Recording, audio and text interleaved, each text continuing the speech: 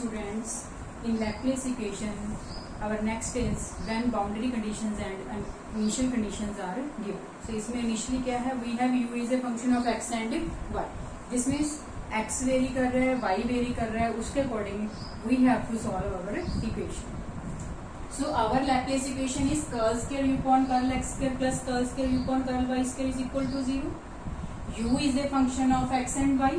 Now subject to conditions क्या हैं, ux, 0 is 0, ux, m is equal to 0.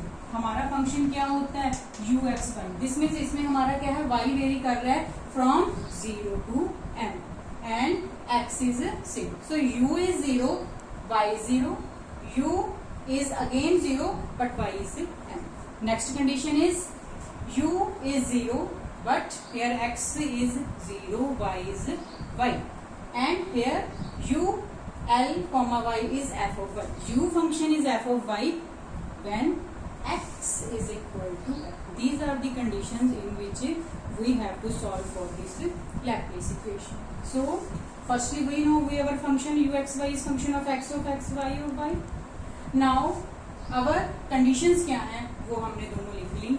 U of x, 0 is 0, u of x, m is equal to 0. This means in this we have to substitute small y is 0, small y is m. तो हमारी ये equation क्या बन गई, u equal 0 करना है और y को small y को 0 करना है. This term as it is y of 0. Similarly in second equation u को 0 करना है हमने यहाँ पे, capital X as it is, small y को हमने क्या करना है. From these two conditions we are taking result if this x of x equal to 0 in both of the equations. This means our complete जो equation है, जो Laplace equation का हमारा result आया था, that become 0. This means हम क्या ले रहे हैं, this x of x not equal to 0. हमारे पास क्या है, y of 0 is 0 and y of m is equal to 0. क्या conclusion है, y of 0 is 0 है and y of m is equal to 0. So this means small y is 0, capital Y is 0, small y is m, capital Y is 0. Or what is x and y? We know this, we have discussed earlier. Capital X is equal to a1 e the lambda x, a2 e the minus lambda x, and y is equal to b1 cos lambda y, b2 sin lambda y in case 1 when we have taken k is equal to lambda square. Now we are substituting this condition, y of 0 is equal to, y को भी 0 करना है, small y को भी 0 करना है. So this is 0, b1 cos 0 1, b2 sin 0 0. This means this term is 0. We are left with b1 is equal to 0. Second condition, y of m is 0. Now we have to substitute small y is equal to m, capital Y 0. Capital Y को 0 किया, small y को m करना, पर b1 तो हमारा already 0 आ गया तो इसको 0 लिखेंगे, plus b2 sin lambda, small y को क्या लिखना हमने m. अब b2 0 हो नहीं सकता बिकॉज अगेन दोनों कांस्टेंट 0 हो गए तो हमारी टर्म खत्म हो जाएगी. This means b2 is not equal to 0. This means we are left with only sin lambda m is equal to 0 and sin all pi are 0. So we can write this as sin lambda m is equal to sin n pi. This means we have value of lambda is equal to n pi by m. So y of 0 equal to 0 and y of m equal to 0 से हमारे पास एक small b1 की value 0 आई है और हमारे पास lambda की value क्या आई है, n pi by m. This means हमारा फंक्शन y फंक्शन क्या हो गया, जो हमारे पास यहाँ पे था b1 की वैल्यू 0, दिस टर्म हमारी खत्म होगी, b2 साइन लैम्डा की वैल्यू हम सब्स्टिट्यूट कर देंगे y. What is value of lambda, n pi by m. In general हम सोल्यूशन लेते हैं तो हमारा yn क्या आ गया, इसको भी हमने क्या ले लिया, हमने some another constant fn in general. So this is sin n pi by m y. This is the solution for yn. Similarly we solve for x function. हमारा x function क्या है, दिस वन. हम यहाँ पे भी जो हमने lambda की वैल्यू फाइंड की है n pi by m substitute करते हैं.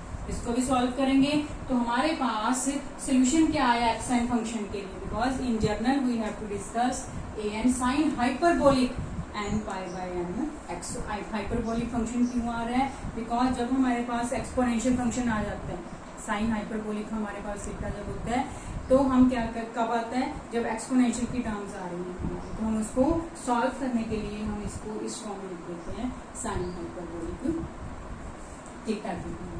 सो नेक्स्ट थीटा क्या है, n pi by m. Now we have value of xn, we have value of in. So what is our uxy function? Our Laplace function is x of x, y of y. We have to multiply these two and intake. हमें in general लेना है तो हम इसको summation n is from 1 to infinity.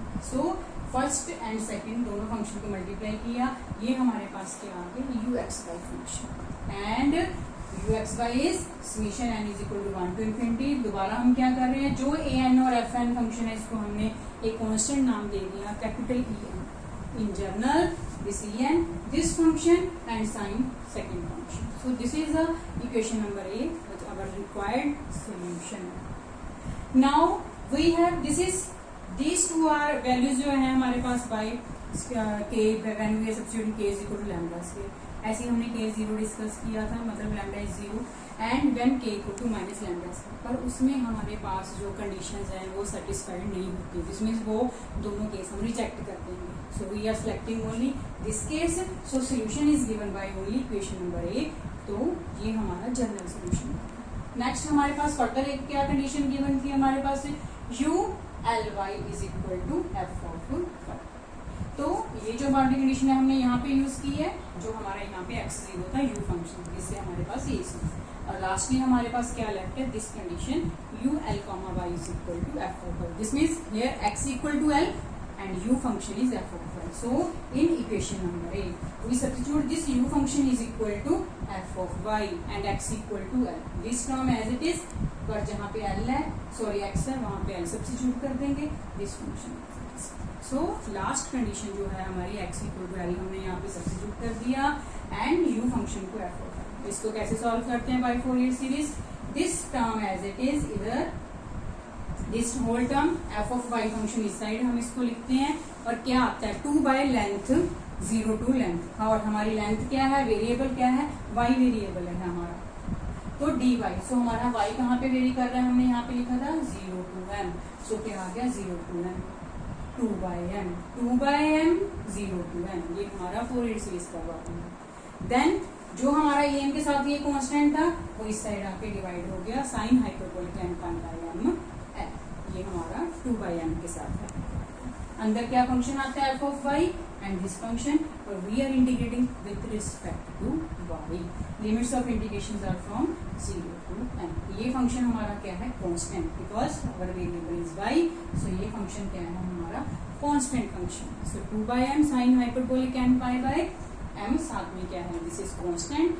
Integration we have to for this two functions with respect to y. और इस function को cosecant भी लिख सकते हैं. 1 upon sine is cosecant hyperbolic n pi by l.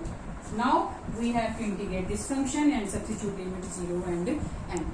When we know value of f of y, we substitute here value of f of y and integrate by parts. If this function is constant sum, then we take out this क्या है इसको integral से बाहर और we integrate only for function sin and pi, जो हमारे पास क्या है m y integration. So according to question, according to value of f y, we solve for this factor. Then multiply by this term, we get value of en. Put value of this, इसमें कहाँ पे substitute करेंगे, in this en.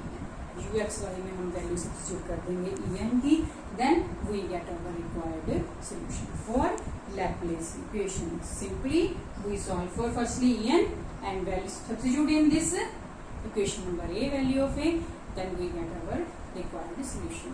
So this is the solution of wave equation when boundary conditions are given in form of when x is varying and y is varying. Then उसके बाद we have en, value of en की जो हमारे पास according to value of function f y. Then lastly we get required solution. Thank you.